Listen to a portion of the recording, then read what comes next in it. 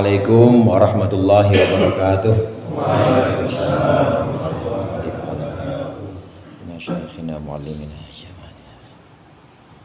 Al-Fatihah. Bismillahirrahmanirrahim. Alhamdulillahirabbil alamin arrahmanir rahim maliki yaumiddin. Iyyaka na'budu wa iyyaka nasta'in ihdinas siratal mustaqim siratal ladzina an'amta 'alaihim ghairil maghdubi 'alaihim waladdallin. Amin. Alhamdulillahi ala ni'amihil kamilah, wassalatu wassalamu ala sayyidina Muhammadin dil awsafil kamilah wa ala alihi wa sahbihi alladhina nalu darajatil ulya bisabqi fi nusratil millah. Amma ba'du, fa inna asdaqal hadithi kitabullah wa khairal hadi hadi Muhammadin sallallahu alaihi wasallam wa syarrul umuri muhdatsatuha wa kullu muhdatsatin bid'ah wa kullu bid'atin dhalalah. Segenap jamaah musholah al-jihad, para ustaz, para hujjaj, hadirin sekalian, bapak-bapak yang dirahmati oleh Allah. Alhamdulillah pada malam hari ini kita berkumpul melanjutkan pengajian rutin kita, mengaji kitab Nashaikhul Ibad. Mudah-mudahan hadirnya kita di sini mendapat ridho Allah yang akan kita pelajari menjadi ilmu yang bermanfaat dunia akhirat. Amin ya rabbal alamin. Dalam pembahasan pertemuan lalu, muallif mengutip sebuah nasihat bahwasannya hendaklah kita tidak memandang remeh dosa-dosa kecil, tapi lihatlah siapa sungguhnya yang kita tantang atau yang kita lawan dalam dosa-dosa kecil itu, Allah. Makanya jangan sembarangan sama dosa kecil, jangan remehin. Yang kedua, hendaklah kita jangan sembarangan, jangan meremehkan nikmat-nikmat meskipun kecil. Karena meskipun terlihat kecil, tapi lihatlah siapa yang memberikan nikmat. Kemudian yang ketiga, hendaklah saat kita ditakdirkan tertimpa musibah, segeralah kita ingat kepada Allah bahwasannya musibah itu adalah ujian. Jangan mengeluh, jangan adukan keluhan-keluhan kita kecuali kepada Allah saja. Itu nasihat terakhir kita yang ada di maqalah ke-22. Yang sekarang akan kita bahas ada di maqalah ke-23 di halaman 69. Betul ya? 69. Bismillahirrahmanirrahim. Qala al-muallif rahimahullah wa nafa'ana bihi wa bi 'ulumihi fid dharain amin. Wal maqalatu tsalitsatu wal 'ishrun an Hatim al-Asam. Maqalah yang ke-23 dari Hatim al-Asam radhiyallahu anhu, wa huwa Abu Abdurrahman Hatim bin Ulwan. Dia adalah Abu Abdurrahman, nama aslinya Hatim bin Ulwan, wa yuqalu Hatim bin Yusuf, dan kadang juga disebut sebagai Hatim bin Yusuf. Wa huwa min akabiri masyayikh Khurasan. Dia termasuk guru besar di daerah Khurasan. Wa kana tilmidza syaqiqin. Dia adalah seorang murid dari Syaqiq al-Balkhi. Ruwiya annahu ja'at imra'atun. Diriwayatkan bahwasannya seorang perempuan datang, fasa'alat Hatiman. Lalu perempuan itu bertanya kepada Hatim an mas'alatin, tentang sebuah masalah. Fattafaqa annahu kharaja minha. Maka pas saja tiba-tiba keluar dari perempuan itu, fitil kalhalati, pada keadaan pertemuan tadi, keluarlah sautun, satu suara. Maksudnya buang angin maksudnya. Keluar suara. Fa khajalat, maka kemudian malu perempuan itu. Faqala Hatimun, maka Hatim berkata, irfa'i sautaki, kencengan dikit, angkatlah suaramu, wahai perempuan, angkatlah suaramu. Fa'ara min nafsihi, maka Hatim memperlihatkan dari dirinya annahu asammu, bahwasannya dia tuli. Fasurrat almar'atu, maka senanglah almar'atu, perempuan tadi, bidzalika, sebab Hatim ternyata tuli. Wa qalat innahu lam yasma' as-sauta, dan berkata perempuan itu bahwasannya ini guru Hatim ini lam yasma' as-sauta, enggak dengar suara barusan kentut. Faghalaba alaihi ismus somami, maka kemudian menjadi masyhur untuk Hatim ismus somami, nama as-somam, Hatim al-Asam. Apa nasihatnya? Ma min sobahin, tidak ada satupun pagi yang datang kepadaku illa wa yaqulu syaitan, kecuali setan berkata li kepadaku, ma ta'kulu, apa yang kan kau makan, wa ma talbisu, dan apa yang kan kau kenakan. wa aina taskunu, dan di mana engkau akan tinggal. Faqulu, maka aku berkata lahu kepada setan, akulul mauta, aku makan kematian, maksudnya aduqu miraratal mauti, aku akan mencicipi pahitnya kematian. Wal basul kafana, dan aku akan memakai kafan. Waskunul qabro, dan aku akan diam atau menempati kuburan. Fayahrubu, maka larilah setan itu. Syaitonu, maksudnya lari setan itu. Bidomiro, maksudnya bacanya fayahrubu, bukan fayahrubu tapi fayahrubu. Lari minni, dariku. Nasihat yang ke-23, betul. Nasihat yang ke-23 diriwayatkan dari Hatim Al-Asam.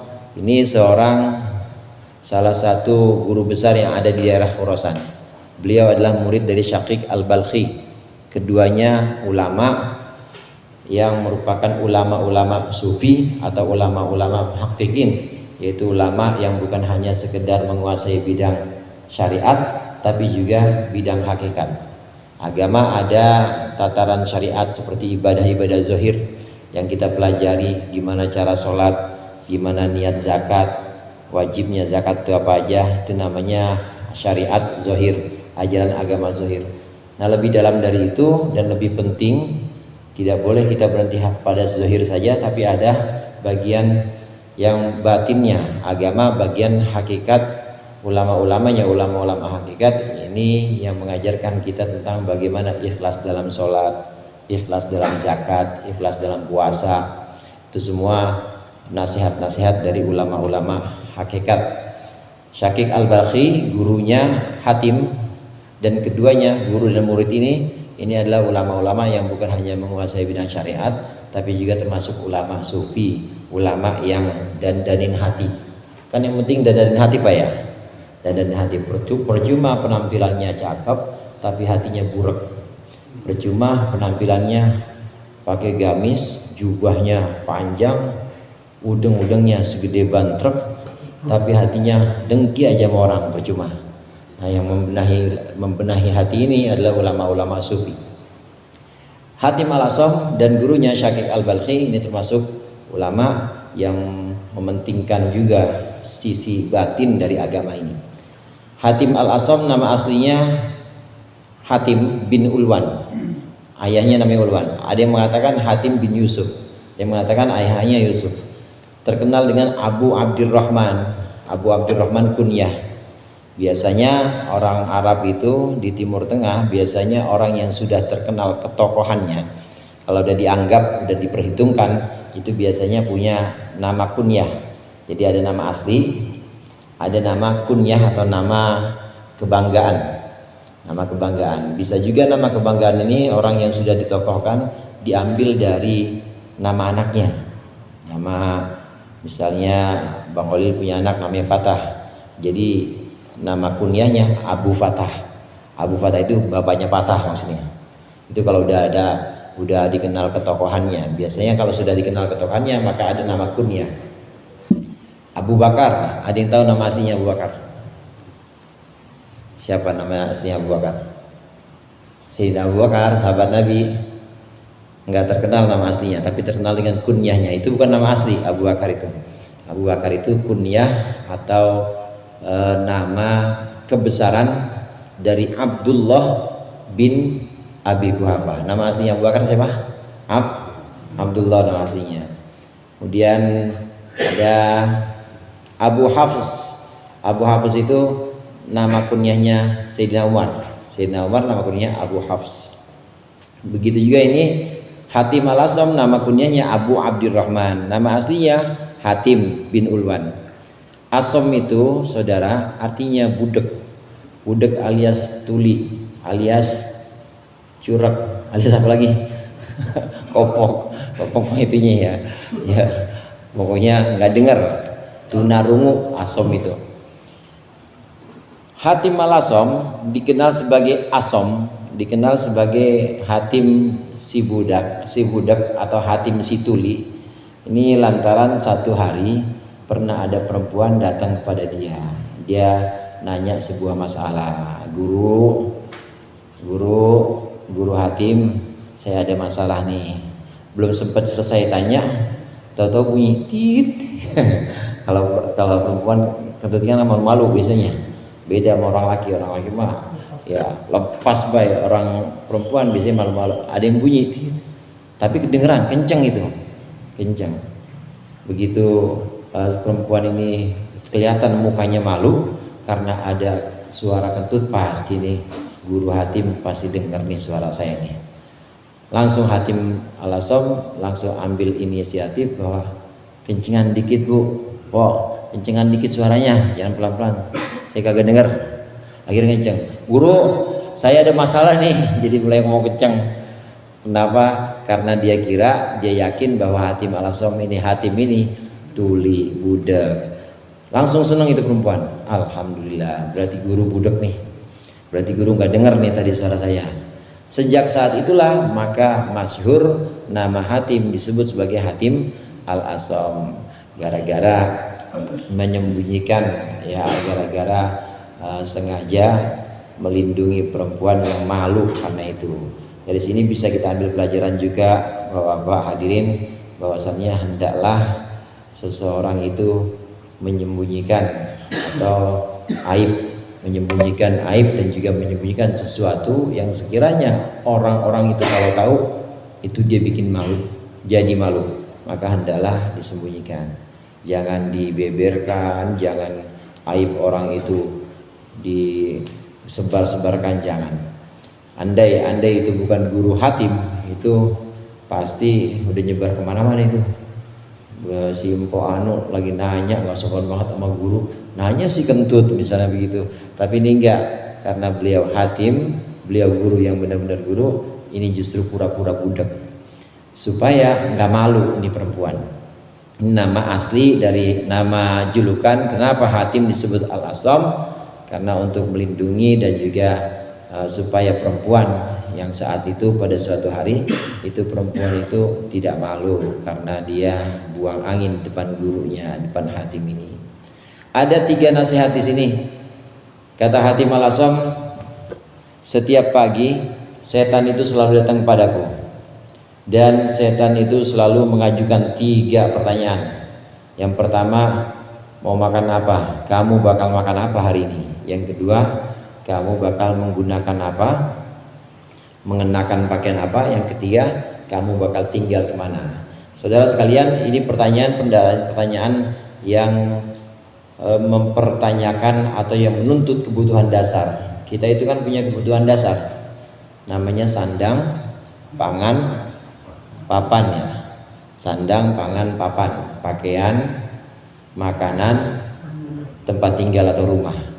Ini pertanyaan ini selalu diajukan oleh setan kepada orang-orang tiap pagi dan selalu dihembuskan kekhawatiran, makan apa nih hari ini, makan apa, pakai pakaian apa, atau bakal pakai baju apa, dan bakal tinggal di mana. Pertanyaan dasar atau kebutuhan dasar ini diambil jadi celah jalan masuknya setan untuk mempertanyakan, untuk membuat ragu orang-orang beriman, supaya orang-orang beriman ini ragu. Nah dari sini orang-orang beriman walaupun sudah terjamin, misalnya mungkin kalau kita ya udah terjamin, artinya terjamin udah bakal tahu sebulan bakal makan apa, atau bakal pakai baju apa, bakal tinggal di apa, bakal tinggal di mana. Kelihatannya seperti itu, tapi yang dimaksud hendaklah kita saat punya keinginan di sini, saat punya keinginan untuk makan, maka makannya kita ini jangan sampai lupa kepada Allah. Karena hendaklah makan ini tetap dijadikan sebagai ibadah. Karena kalau hanya sekedar makan saja kemudian lupa kepada Allah, lupa doanya, makan aja nggak ada doanya, kemudian habis makan juga tahak aja nggak ada alhamdulillahilladzinya, maka lupa kepada pemberi nikmat ini, jauh dari ibadah. Begitu juga kalau kita pakai pakaian, kalau kita menggunakan pakaian ini juga hendaklah kita ingat pakai pakaian itu juga ada doanya. Allahumma inni as'aluka khairu ma huwa lahu wa a'udzubika min syarri ma huwa lahu. Pakai pakaian ada doanya supaya jadi ibadah. Tempat tinggal juga begitu. Waktu kita menetap di sebuah tempat, di sebuah rumah misalnya, maka hendaknya rumah ini juga jadi tempat atau ladang ibadah. Masuk, assalamualaikum warahmatullah, assalamualaikum warahmatullahi wabarakatuh. Kalau habis pergi dari luar, dianjurkan masuk ke rumah baca kulhu Pak 3 kali. Assalamualaikum warahmatullah, assalamualaikum warahmatullahi wabarakatuh. Terus baca kulhu, bismillahirrahmanirrahim. Qul huwallahu ahad, Allahu samad, lam yalid walam yulad walam yakul lahu kufuwan ahad. 7 kali. 3 kali. 3 kali baca kulhu. Ini semua sandang, pangan, papan, makanan, pakaian, tempat tinggal, hendaklah ini dijadikan sebagai bekal kita, bekal ke akhirat, bekal pada hidup setelah di dunia ini. Jawaban Hatim Al-Asam, dia menegaskan, saya makan, maksudnya saya makan, saya merasakan rasa pahitnya kematian. Pahitnya kematian. Saya memakai baju saya yang saya pakai adalah kafan. Saya tinggal dan saya akan tinggal di kuburan. Saudara sekalian, akhirat ini tujuan kita semua. Ibadah kita, semua yang akan kita lakukan, yang bakal kita lakukan, ini hendaknya semuanya punya nilai akhirat. Ya, kerja kita, ngaji kita, yang kelihatannya bukan ukhrawi, yang kelihatannya bukan akhirat, diniatin pakai akhirat dengan bismillah. Bismillah, kalau mau jalan ya bismillahirrahmanirrahim. Mau kerja juga niatnya menjalankan perintah Allah, karena Allah perintah untuk cari nafkah. Mau apalagi yang mau ibadah, mau ngaji, niatnya itu untuk nabung bekal akhirat. Dan akhirat itu mulainya saat kubur. Kubur itu gerbangnya akhirat. Orang meninggal, begitu masuk ke liang lahat, itu adalah awalnya akhirat di situ. Nah, di situ sudah mulai kelihatan. Yang tadinya nggak kelihatan, yang tadinya benar-benar kita nggak tahu, nggak kelihatan, ini hadir di situ semuanya. Hadir semuanya. Kenapa waktu di dunia kita nggak bisa melihat pahala ngaji, nggak bisa melihat pahala sholat? Karena badan kita ini masih badan duniawi, kemudian ruh kita ini masih terpenjara, ruh kita ini masih terbelenggu oleh jasad ini. Perbandingan gini misalnya Pak, kita mungkin sebagian antara kita ini ada yang pernah tidurnya ya di Bintaro sini, tapi jalan-jalan ruhnya ngimpi jalan-jalan ke Kuningan misalnya. Pernah nggak Pak? Ada nggak yang ngimpi gitu kira-kira? Ada. Itu menunjukkan ruh kita kalau lepas dari jasad itu sebenarnya bisa mengetahui hal-hal yang sebenarnya kelihatan tidak umum, nggak mustahil gitu, tidak umum. Kenapa kita nggak bisa melihat pahala puasa, nggak bisa melihat pahala ngaji, pahala baca Quran? Karena terkurung oleh jasad ini. Tapi kalau udah lepas dari jasad, itu bisa melihat hal-hal yang tidak bisa dilihat saat ada di jasad ini. Begitu juga saat kita meninggal, pintunya akhirat di situ. Pintunya akhirat mulai dari alam yang namanya alam barzah, itu udah mulai kelihatan pahala puasa, pahala ngaji, pahala sholat kelihatan. Tapi juga pahala gibah kelihatan juga, dosanya gibah kelihatan juga, dosanya maksiat kelihatan juga, dosanya bohong kelihatan juga di situ. Muncul semuanya yang tadinya nggak kelihatan, nggak bisa kita lihat, ini mulai muncul. Ini di alam barzakh, di alam yang namanya alam kubur. Nasihat yang ada di sini, hendaknya kita mempunyai orientasi apapun yang kita lakukan di dunia ini, ya makan, hendaklah makannya ini jadi ibadah. Makannya hendaklah untuk bekal kematian kita nanti. Kita pakai pakaian yang halal juga, pakai pakaian yang zatnya halal, dan juga cara mendapatkannya halal. Cara mendapatkannya harus dengan uang yang halal. Zatnya atau esensi atau bentuk pakaiannya juga ada pakaian yang harus yang halal juga. Karena ada pakaian yang haram Pak. Buat orang laki-laki misalnya, pakaian yang haram sutra. cincin, ada yang pakai cincin emas, maksudnya cincin emas, kalung, itu pakaian yang haram. Yang haram jangan dipakai. Cara mendapatkannya pakaian juga harus yang halal. Waktu kita mengenakan pakaian sandang berarti itu hendaklah jadi bekal untuk akhirat juga. Demikian juga tempat tinggal kita. Tempat tinggal kita, ya taruhlah rumah atau kontrakan misalnya, ini hendaklah kita jadikan sebagai bekal dan juga sebagai ladang akhirat. Rumah dibacain Quran juga Pak, rumah disolatin juga. Kalau kita sholat jamaah subuh di musola, maka sunnahnya qobliyahnya jangan di musola, qobliyahnya di rumah, bagi-bagi. Jadi biar rumah kebagian barokahnya sholat juga. Qobliyah laksanakan di rumah. Nanti udah selesai qobliyah baru datang ke masjid. Nggak apa-apa datang ke masjid, ini nggak usah qobliyah lagi. Datang ke masjid langsung sholat subuh juga nggak apa-apa. Kalau kita tempat jamaahnya masjid, maka sholat subuh kita udah jadi sekaligus sholat tahiyatul masjid. Sholat tahiyatul masjid, sholat yang dilakukan saat orang datang ke masjid dan belum duduk.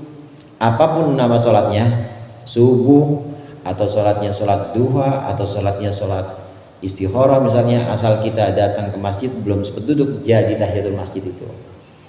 Jadi rumah yang kita tempati bacain Quran, kemudian disolati juga, maksudnya disolati di sini dipakai buat sholat, dan itu bisa jadi bisa jadi pembiasaan dan juga bisa jadi barokah buat orang rumah. Setidaknya kan anak kita ngeliat, istri juga ngeliat, lah suami gua rajin ini, malu rasanya suami gini rajinnya, masa gua kemana-mana kagak pakai jilbab, mulai ada berkahnya. Kemudian anak kita juga ngeliat, bapak rajin banget sholat ya, sholat apaan pak? Itu kan di masjid, ntar sholat lagi. Namanya ini qobliyah neng, diajarin, ada berkahnya.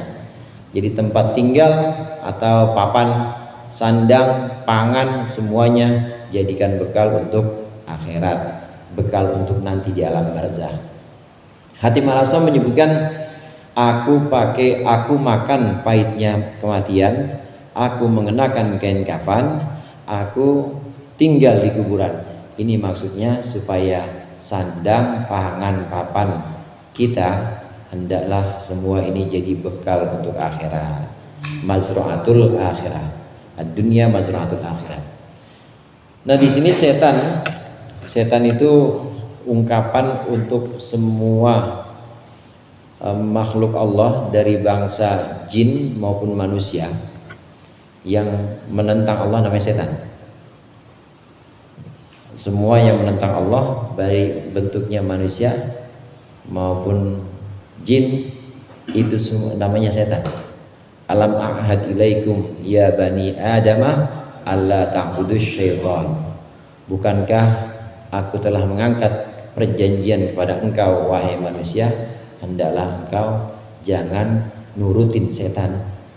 Tafsir dari ayat surah Yasin ini, yang dimaksud setan itu segala sesuatu atau segala makhluk yang menentang Allah, yang mengajak untuk nantang Allah, yang mengajak untuk tidak nurut pada Allah.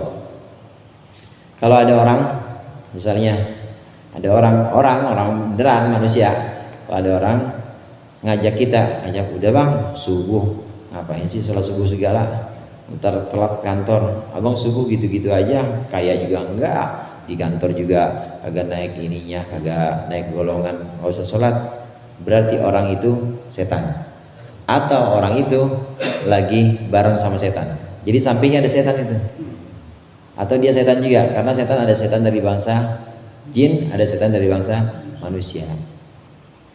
Nggak kelihatan misalnya bentuknya, tapi ada bisikan-bisikan, udah bang nggak usah sedekah, ngapain sedekah, orang itu paling juga buat ini, buat pengurus musolahnya, ngapain infak segala buat pengurus musola, paling itu dipakai buat ini dipakai buat yang macam-macam, nggak jadi sedekah akhirnya. Nah berarti itu dari bangsa jin misalnya, atau bukan dari luar. Kadang-kadang saudara, kadang dari dalam diri kita. Jadi jangan nyalain yang di luar juga, jangan nyalain temen setan loh, jangan juga jin. Tapi dari dalam diri kita kadang-kadang itu juga ada setan. Kadang-kadang ngajak kita untuk malas buat sholat. Ntar aja, hayya 'alas sholah, ntar sing ngantuk. As-sholatu khairum minan naum, dikekepin malah bantal. Tutupin kuping makin pulas lagi. Itu berarti hawa nafsu kita, nafsunya setan, atau nafsunya lagi temenan sama setan. Nah, hadirin sekalian, setan itu kalau menggoda kita, dan di sini wa yaqulu syaiton, Hatib Al-Azam menyebutkan setan bilang kepadaku, karena setan itu bisa bentuk manusia, bisa bentuk jin. Setan bilang kepadaku. Nah, pembahasan tentang setan ini, pertama, setan itu untuk menggoda manusia, yang pertama kita disuruh melaksanakan larangan Allah dan meninggalkan perintahnya. Kan kalau khotib bukan gitu ya, beda ya, dibalikkan ya. Kalau khotib kan laksanakanlah perintah Allah dan jauhkan larangannya. Kalau setan, laksanakanlah larangan Allah, jauhilah perintahnya. Jauhilah perintahnya. Disuruh sedekah, jangan sedekah, kagak kaya lu, sedekah mulu. Nanti ada larangan jangan main judi online. Jangan judi online, itu larangan. Justru sama dia disuruh laksanakan. Dah sekali-kali aja lagi ini lagi hoki, coba lagi dah, masang lagi. Itu namanya godaan setan yang tahap pertama. Setan itu selalu ngajak hamba-hamba Allah, ngajak orang untuk menentang Allah dengan cara melaksanakan larangan-larangan Allah dan menghindarkan perintah-perintah Allah. Kedua, kalau ini nggak mempan, biasanya setan jadi kayak khotib. Maksudnya kayak khotib, jadi nasihatin dia. Ya udah bang, sholat terus udah cakep. Begitu juga, jangan bang, jangan maksiat, jangan yang haram-haram, pokoknya abang terus laksanakan perintah Allah, jauhkan larangan-larangannya, sampai orang-orang tahu bahwa abang adalah orang yang paling soleh di kampung ini. Setan lagi tuh, jadi dia yang pertama ngajak tentang Allah, tapi kalau nggak berhasil, dia justru ngajak taat kepada Allah.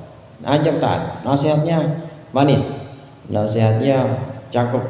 Abang pokoknya sholat yang rajin, puasa jangan putus, zikir malam, bangun malam juga jangan.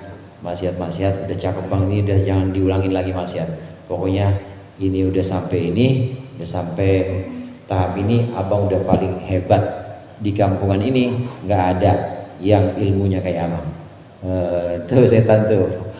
Jadi setan cara menggodanya, pertama dengan ngajak menentang Allah, tapi kalau nggak berhasil dia ngajak untuk mentaati Allah, tapi di situ ada kesombongan, ada ujub, supaya orang yang melaksanakan ibadah ini terjerumus dalam ujub atau takabur.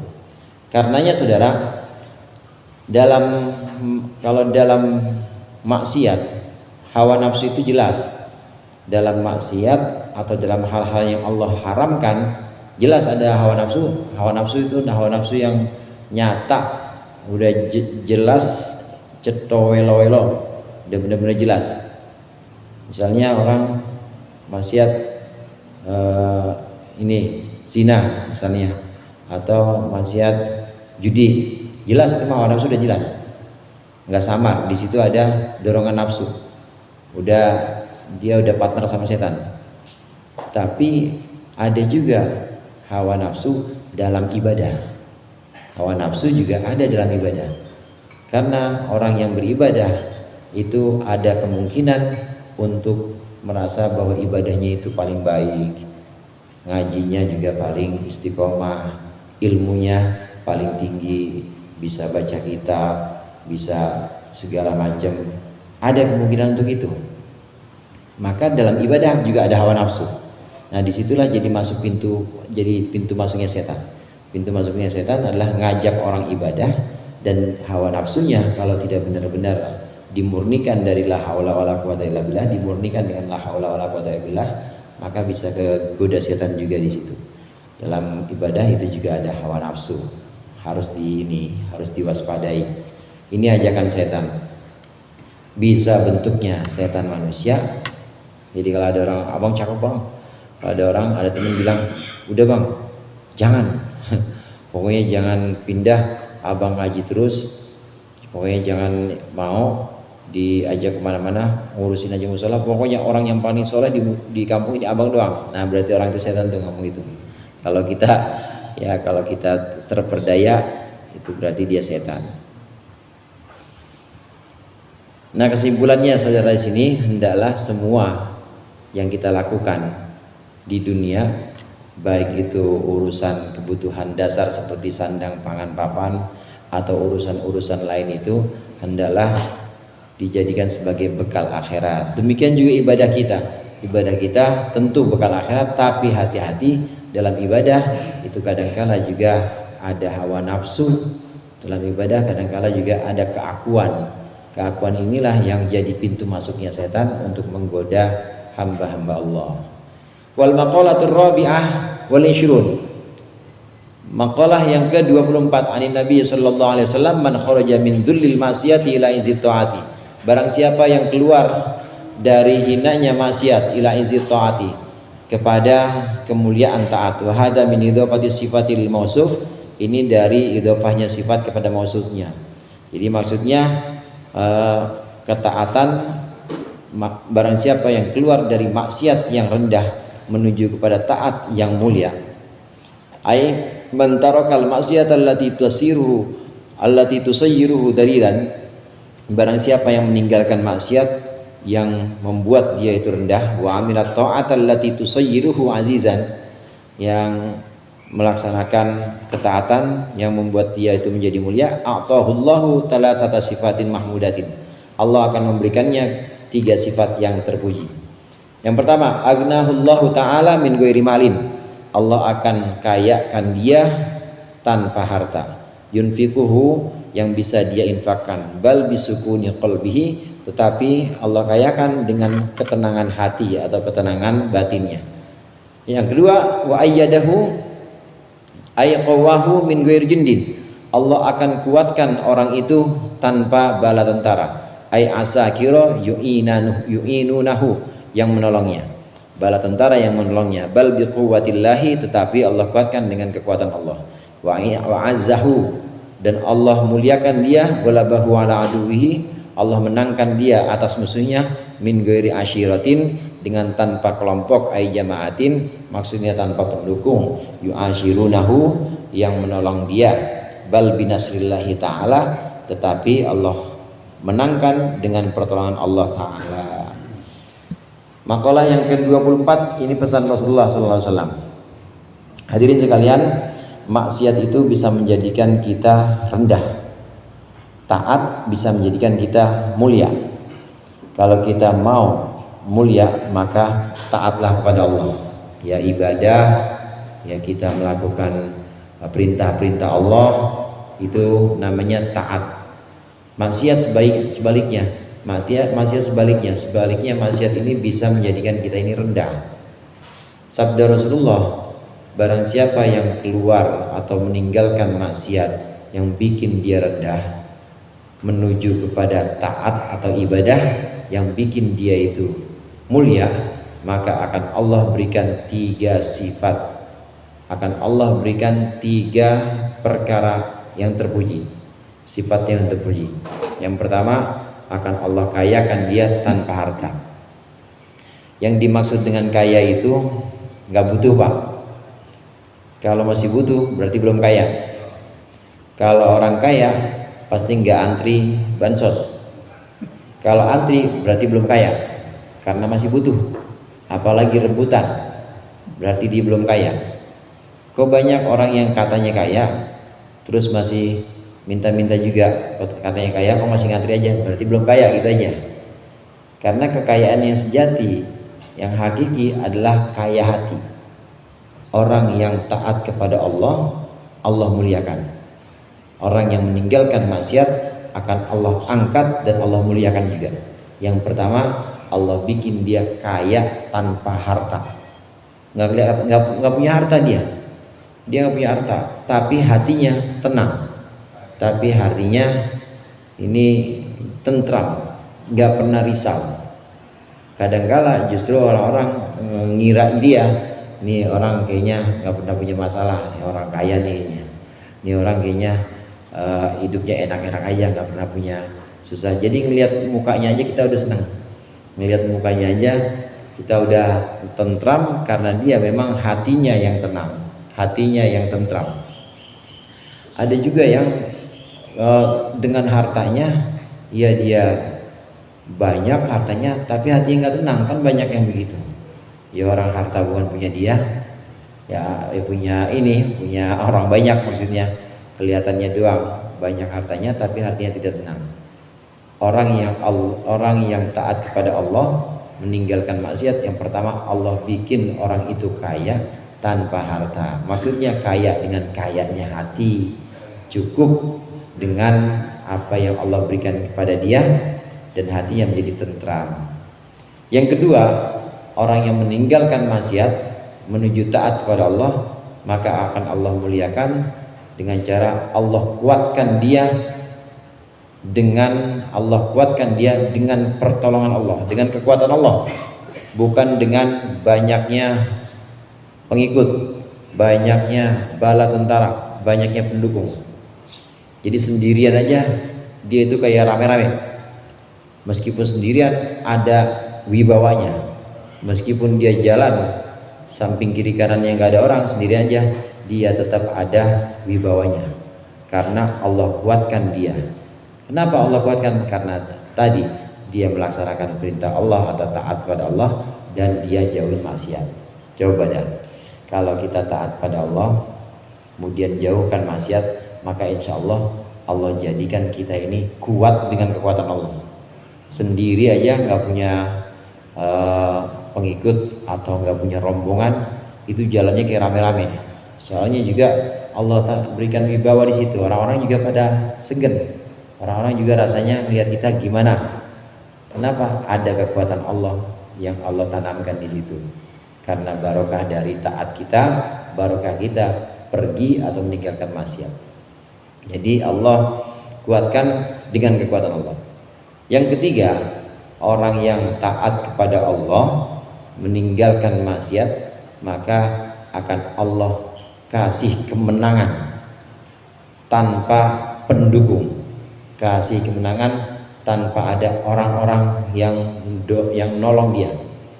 Akan Allah menangkan dia dari musuh-musuhnya meskipun sendirian. Nah, jemaah sekalian, ini sebagian nasihat Rasulullah SAW. Tadi Allah kayakan tanpa harta, Allah menangkan tanpa bala atau tanpa pendukung, dan Allah kuatkan hanya dengan kekuatan Allah.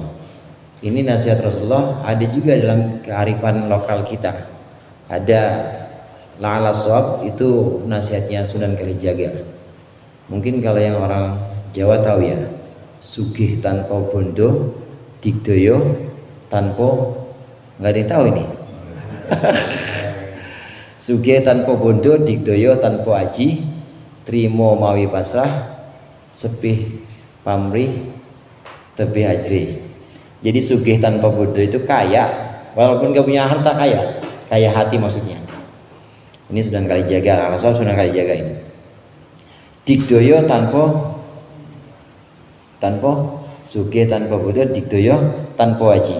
Dia kuat meskipun dia kok nggak punya aji apa, dia nggak punya aji semar mesem atau aji apa jaran goyang atau aji apa, pokoknya dia kuat lah. Atau aji rawa rontek, nggak punya apa-apa, tetap kuat dia. Ini orang-orang yang sudah taat kepada Allah, menjauhkan maksiat dan menyerahkan sepenuhnya kepada Allah, maka Allah berikan sugih tanpa bondo, kaya tanpa harta, digdaya tanpa aji. Dia akan menang atau kuat meskipun nggak punya ilmu apa-apa, ilmu ajian apa-apa nggak punya. Kemudian dia akan Allah berikan menang, dia akan Allah berikan kemenangan meskipun tidak ada bala tentara atau pendukung yang membantu dia. Pasti itu Allah berikan. Jadi kelihatannya jalan sunyi atau jalan sendirian, tapi itu banyak yang dukung, tapi kekuatannya luar biasa karena Allah yang bikin kuat. Begitu juga pendukungnya bukan pendukungan sembarangan, tapi Allah yang memberikan para malaikat untuk mendukung dia. Kadangkala orang-orang yang seperti ini hadirin, orang yang sudah menjauhi maksiat, melaksanakan ibadah-ibadah ikhlas karena Allah, ini kadangkala dia biasa-biasa aja, dan nanti kalau ada bahaya atau ada sesuatu yang ingin menimpa dia, itu yang backup langsung Allah semuanya. Jadi dia nggak perlu baca doa apa-apa, tapi Allah yang langsung lindungi. Tahu-tahu diselamat aja, dia selamat. Kan ilmu paling tinggi itu selamat. Ilmu paling tinggi itu kita Allah berikan selamat. Caranya gimana selamat? Ini tadi, jauhi maksiat, laksanakan taat. Allah berikan selamat. Ilmu paling tinggi itu bukannya rawa rontek, bukannya aji serat jiwa, bukan. Itu kalau lagi apes juga mah apes gitu kan mah. Kalau lagi waktunya apes. Tapi kalau selamat ya nggak apes pasti. Kalau selamat di mana aja yang namanya selamat ya selamat. Iya, ada selamat. RT sini. Pokoknya yang paling tinggi itu ya ilmu selamat, aji selamat.